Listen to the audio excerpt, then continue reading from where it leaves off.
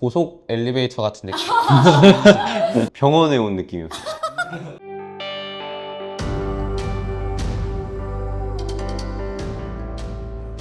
그럼 이제 실제 면접으로 넘어가서 이제 실제 면접이 어땠는지에 대해서 좀 얘기를 해보도록 합시다. 또 여기 둘은 작년에 그 또 악명 높은 어떤 부스에 들어갔기 때문에 실제 면접에서 좀 기억에 남는 질문이나 아니면 이제 면접을 볼 때 본인이 어떤 느낌이었는지 얘기를 해볼까요? 사실 면접 전날에 파이널 수업을 하고 갔었는데 솔직히 그날 면접을 잘 한 게 아니에요. 그래서 굉장히 약간 심적으로 부담이 조금 있었거든요. 그래서 면접 당일날은 실제로 밤잠을 굉장히 설쳤고 많이 긴장도 되고 했는데 전날에 굉장히 선생님과 많은 얘기를 나누고 왔어요. 멘탈 얘기였죠, 멘탈 얘기. 그래서 떨어져도 괜찮다 이런 마음을 갖고 면접 대기를 하고 이제 면접장까지 들어갔던 것 같아요. 그래서 면접장에서 마주했던 질문 중에 가장 좀 기억에 남는 거는 수많은 어려운 질문들이 있었지만 매 고비였지만 가장 되게 신경 써주셔서 내셨던 질문이 제 생기부에 제가 읽었던 도서가 하나가 있었어요. 에이트라는 책인데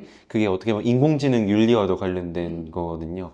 근데 이게 제가 자소서에 쓴 내용 중에 인공지능을 만들겠다라는 내용이 이제 섞여 있었어요. 그래서 네가 만든 인공지능에서는 어떠한 윤리적 문제가 생길 수 있으며 그걸 어떻게 해결해야 될까를 이 책이랑 연관지어서 조금 얘기해보라 라는 이런 면접 질문이 나온 적이 있었는데 사실 저는 개별적으로 책에 관련해서도 준비해가고 이제 자소서에 관련해서도 준비를 해갔지만 둘이 연관해서 해간 적은 딱히 없었거든요. 그래서 그 질문을 받고 했는데 다행히도 그 당시에 좀 운이 좋았던 것 같아요. 좀 잘 떠오르고 하면서 아니야, 실력이지. 아니에요. 박진아, 실력이지.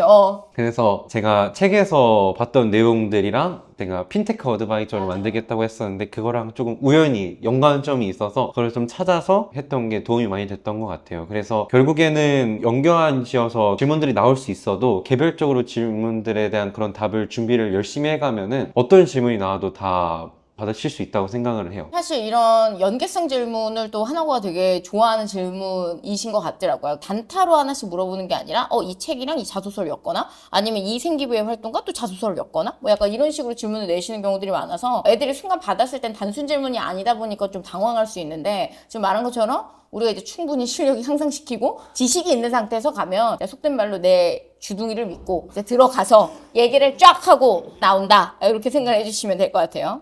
저는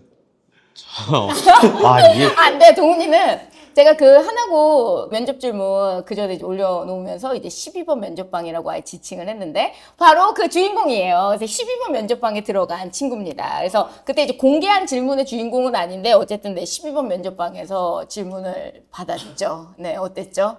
진짜 저는 일단 면접 끝나고 나와서 드는 생각이 처음 드는 생각이 뭐냐면 내가 5달 동안 준비한 게 물거품이 되나? 라는 생각이었어요. 진짜 딱 이 생각이었어요. 와, 정말 어떤 느낌이었냐면 이게 사실 선생님만 준비한 거는 생기부, 자소서 이 두 개를 가장 중점적으로 보고 나머지는 그렇게 많이 안 나올 거다라고 생각하고 이제 갔던 거였는데 근데 딱 들어가서 첫 질문부터 한 3번째 질문 정도까지는 그래도 제가 생각한 대로 나왔어요. 근데 나머지가 와 진짜 자소서, 생기부가 단 한 개도 안 나왔어요. 그때부터는 진짜 속된 말로 피지컬로 싸운 거야. 우리가 이제 우리의 개조적 말하기와 논리적 말하기로 온전히 진짜 나의 논리성과 그 면접관의 어떤 창과 방패의 싸움이지 않았나. 진짜 그렇게 느껴졌던 게 기억 남는 질문이 좋은 거 하나랑 좀 되게 당황스러웠던 거 하나를 말씀드리자면 그래도 자소서에서 나왔던 질문 중에는 굉장히 이제 제가 대답을 자신 있게 했던 게 있는데 너가 이 지식을 어디서 얻었으며 논문을 참고했다고 하는데 그게 어떤 논문이었냐 이런 질문이 있었는데 사실 제가 진짜 논문을 읽어본 게 있었고 진짜로 책도 읽어봤었고 여러 논문을 찾으면서 제가 어떤 상황에서 어떤 논문을 인용할 거다라는 생각까지 벌써 다 다 해놓고 생각했지. 갔어요. 그래서 그나마 가장 심화적인 부분에서 내가 논문을 통해서 어필할 수 있는 부분이 있다면 그걸 해야겠다라는 생각을 해서 딱 이제 호킹 복사에 관련된 얘기를 했었고 가장 당황스러웠던 질문이 몇 가지 있는데 그 중에 정말 당황스러웠던 게 너무 얘기해줘. 얼마나 궁금하시겠어. 일단은 저보고 너가 붙을 것 같냐고 했어요. 맞아. 정말. 근데 거기서 당연히 누가 아니요 라고 하겠어요. 근데 다음 질문이 뭐였냐면 하시더니 갑자기 약간 다가오셔서 하시는 말씀이 그러면 여기서 다들 잘하는데 일반고 가서 한 번에 갈 수 있다라고 했을 때 넌 여기서 삼수하더라도 여기를 올 거냐? 라고 질문하시죠. 소개팅이네. 그래서 진짜 여기서는 별의별 해야 될 생각이 다르더라는데 솔직히 하나고 면접 왔으면 당연히 하나고 삼수하더라도 여기 와서 해야겠죠. 근데 나름의 이제 이유가 있어야 되잖아요. 왜냐면 비교 대상 자체가 일반고에서 한 번에 갈 수 있는데 왜 하나고에서 삼수해서 가려고 하는가였기 때문에 여기서 포인트로 잡은 건 심화 과목에 대한 얘기였고 그래서 AP나 뭐 나중에 3학년 때 하게 되는 통계물리 같은 거를 통해서 내가 하고 싶은 연구랑 약간 연결 지어서 대답을 하려고 했어요.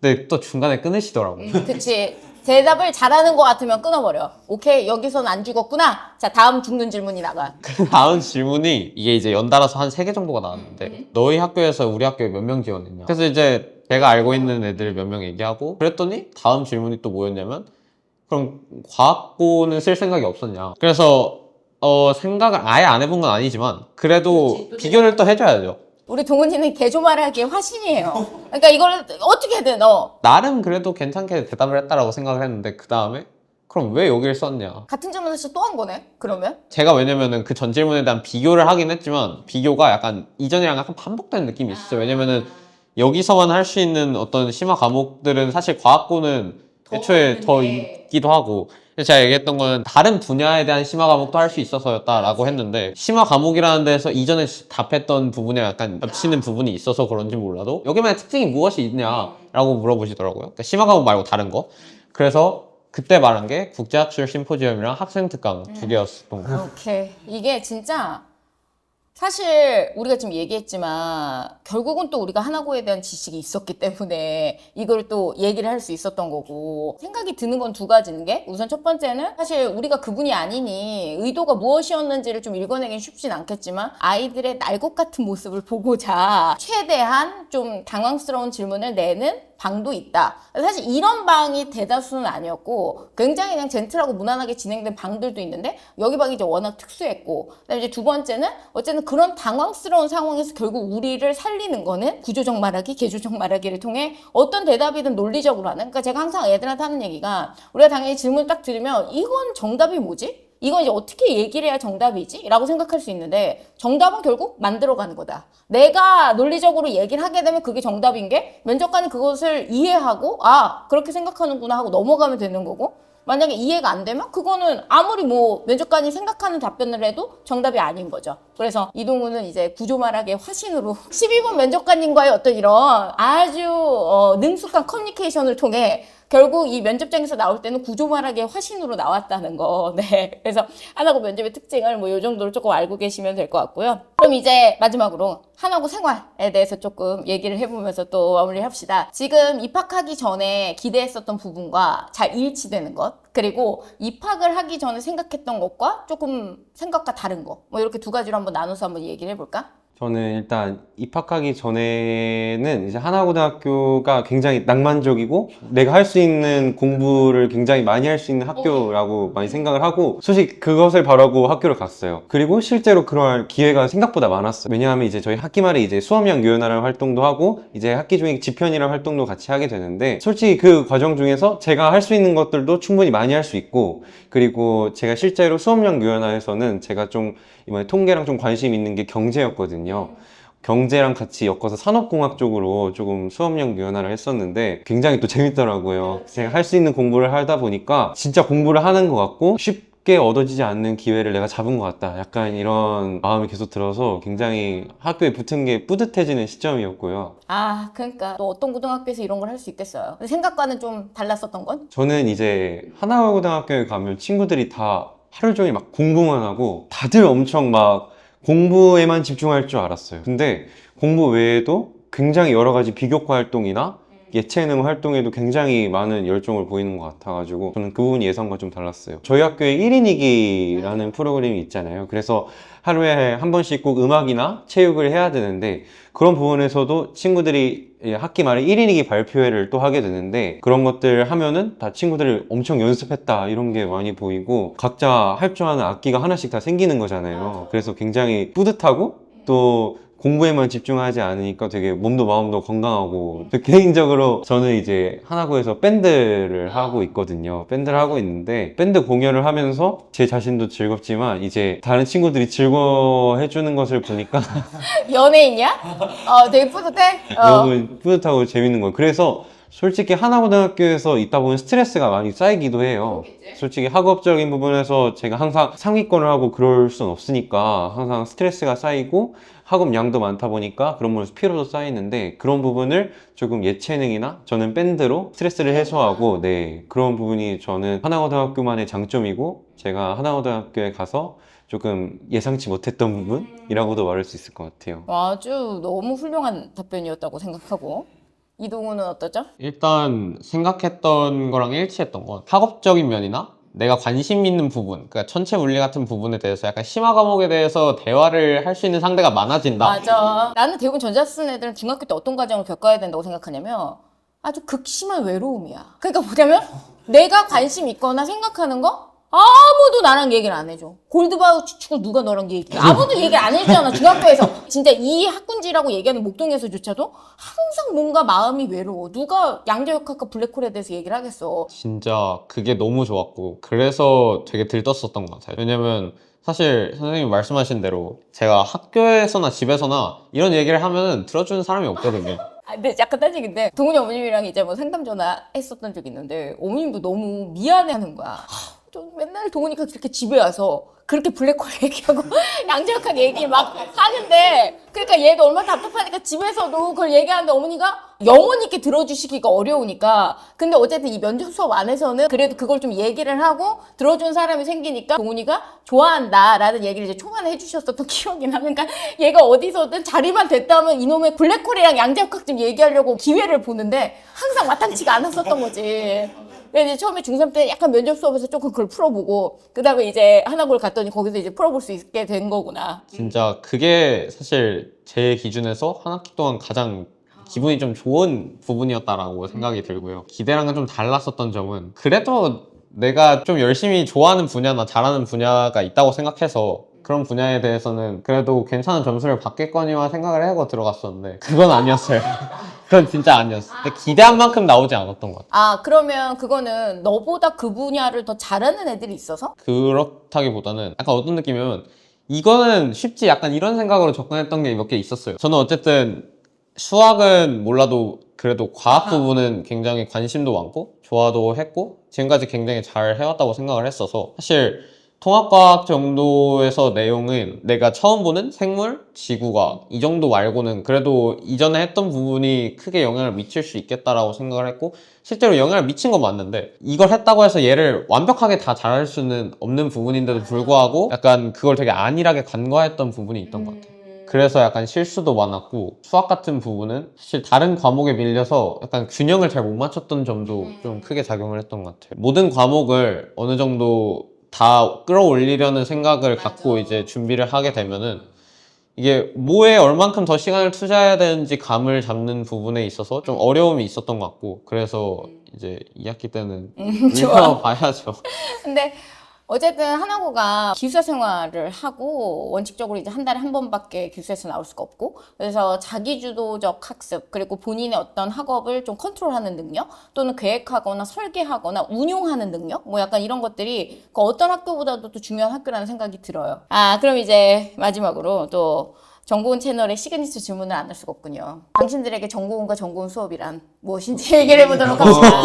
네. 한마디로 좀 요약을 해서 보자면 이 옆에 있는 하이페리온 같은 데를 왔다 약간 이런 느낌인 거예요. 왜냐면 이전까지는 되게 투박하게 말을 했던 것 같아요. 비교를 해서 말하자면 이전까지는 구조적 말하기라는 거에 대해서도 잘 몰랐고 그냥 내가 알고 있는 내용을 내 딴에 전달만 되면 된다고 생각을 했던 부분이 있는데 이제는 내가 전달하는 게 남이 이해가 되도록 하는 걸 중요하게 생각하게 하다 보니까 심화적인 얘기에 대해서 나도 이해하고 남도 이해할 수 있는 그런 말하기를 할 수 있게 되었다는 점에서 되게 수준이 확 올라갔다라고 생각이 들었고 그 수업 자체가 일단은 진짜 고속 엘리베이터 같은 느낌. 이건 진짜 좋아. 진심인데 제가 생각했을 때는 5개월 만에 내가 여길 준비한다고 해서 뭐 1년, 2년 이렇게 가까이 계속해서 여기만 바라보고 왔던 애들이랑 비교했을 때 이게 정말 될까라는 생각이 있었는데 아 진짜 이게 불가능한 게 아니더라고요. 정고원의 고속 엘리베이터를 탑승해서 확 하고 올라가는구나. 버스 탄 기분이었어요 정말. 다른 사람들은 걸어가는데 네, 정말 감사했죠. 이동훈의 어떤 그 묘사는 잊을 수가 없겠다. 이제 박예준의 부담이 좀 커졌어요. 자, 박예준은 어떠죠? 정고원과 정고원의 수업은 어땠죠? 저도 동훈이랑 비슷한 맥락인데 저는 약간 병원에 온 느낌이었어요. 오케이. 이유는? 일단 병원에 오면 다양한 환자들이 있잖아요. 같이 면접 수업을 들어온 친구들이 있는데 거의 다 말을 다 잘하는 거예요. 근데 그에 비하면 저는 약간 중환자 되게 좀 중환자에 가까웠는데 일단 제가 말을 되게 잘하는 편이 아니었어요. 되게 말을 끊어서 했고 되게 느리게 했고 목소리도 이렇게 되게 작았고 그래서 기본적인 말하기 스킬이 되게 부족했었는데 일단 그 말하기 스킬에 대한 병이 좀 치료됐다는 부분에 대해서 명이구나. 내가. 진짜 명이시죠. 그래서 그 부분에 대해서도 되게 감사했고 또 하나는 정말 적당한 약을 잘 처방받은 것 같았어요. 이제 제가 스스로 연습을 하는 부분이랑 되게 노력해야 되는 부분이 있어서도 되게 잘 짚어주신 것 같아가지고 제가 큰 도움이 많이 됐던 게 사실 제가 면접을 하는 부분에 있어서 제가 부족했던 부분이 심화 탐구라던가 그런 부분에 있어서 굉장히 선생님께서 이런 부분을 좀 열심히 탐구해라 라고 이렇게 많이 말씀해 주셨는데 그런 부분을 많이 말씀해 주시니까 제가 스스로 많이 노력을 하게 되더라고요. 사실 집에서 혼자 했으면은 어떻게든 하면 되겠지 약간 이런 마음으로 면접장에 갔을 것 같은데 이제 선생님께서 많이 지적해 주시고 말씀해 주시니까 저 스스로도 이제 이 부분에 대해서 열심히 탐구해야겠다 이런 마음을 갖고 좀 열심히 수업에 임했던 것 같아요. 네. 고맙습니다. 좋은, 만족스러운 답변이었어요. 오케이, 좋아. 자, 그러면 이제 진짜 마지막으로 올해 뭐 또 난리입니다. 지금 뭐 공부년생들 지금 난리야 난리. 부글부글해 다 하나고 가고 싶다고. 자, 하나고 가고 싶은 꼬꼬마들한테 뭐 한마디씩 해준다면. 이제 입시가 실감 나고 그렇게 다가오고 되게 어떻게 보면 두렵고 설레고 떨리기도 할 텐데 그런 감정들을 잘 컨트롤하고 그런 걸 잘 이겨내서 꼭 하나고에서 만날 수 있으면 좋겠어요. 그리고 정말 하나 해주고 싶은 말은 후회하지 않은 그런 11월, 12월을 보냈으면 좋겠어요. 정말 열심히 하고 하나고에 지원해서 떨어지더라도 정말 내가 후회되지 않는 그런 11월, 12월 그리고 겨울방학을 보냈다. 내가 이거를 내 자신이 만족할 수 있을 정도로 열심히 할 수 있으면 좋겠어요. 좋아요. 붙게 되면 꼬꼬마들은 꼭 박예준 형 또는 박예준 오빠한테 아는 척을 해요. 영상에서 봤어요! 이렇게. 자, 그 다음에 동훈이. 저는 80, 120 원칙을 꼭 생각하라는 말을 해주고 싶어요.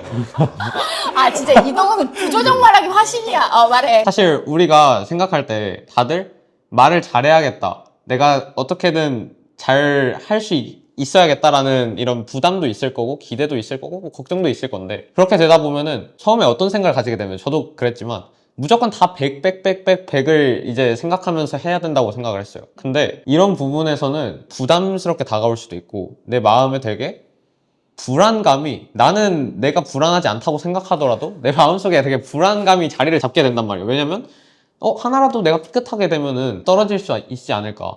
근데 사실 질문 속도도 빠르고 템포도 빠른 면접이기 때문에 어떤 거에 대해서 하나 살짝 내 기준에 100이 안 됐다 하더라도 그 다음에 만회할 수 있는 기회가 굉장히 많거든요. 그렇기 때문에 내가 정말 확실하게 대답을 못할 것 같다 라고 하면은 약간 살짝 힘을 빼고 80만 대답하고 내가 정말 다 할 수 있겠다라는 생각이 들고 내가 자신 있는 부분에 대해서 120으로 하면은 어차피 합은 100으로 똑같아지거든요. 무조건 내가 완벽한 대답을 해야겠다라는 부담감에 사로잡히면 오히려 나도 더 조급해지고 내가 연습해왔던 그 말하기가 잘 안 될 수도 있기 때문에 질문 하나에 완벽하게 대답 못하는 거에 대해서 생각하지 말고 되도록이면 그런 질문은 가볍게 넘기고 내가 그 다음 질문에서 훨씬 더 좋은 120을 보여주겠다라는 생각을 하면은 좀 마음의 부담도 덜 될 거고 충분히 면접에서 잘 날 어필할 수 있을 거라고 생각을 합니다. 아주 좋은 얘기입니다. 입시 준비라는 게 굉장히 한계에 부딪힐 때도 있고 어쨌든 호흡이 어느 정도 있기 때문에 너무 이제 처음부터 완벽주의를 추구하려고 하게 되면 어차피 길게 끌고 갈 수 없는 부분이 또 있거든요. 동훈 선배의 말처럼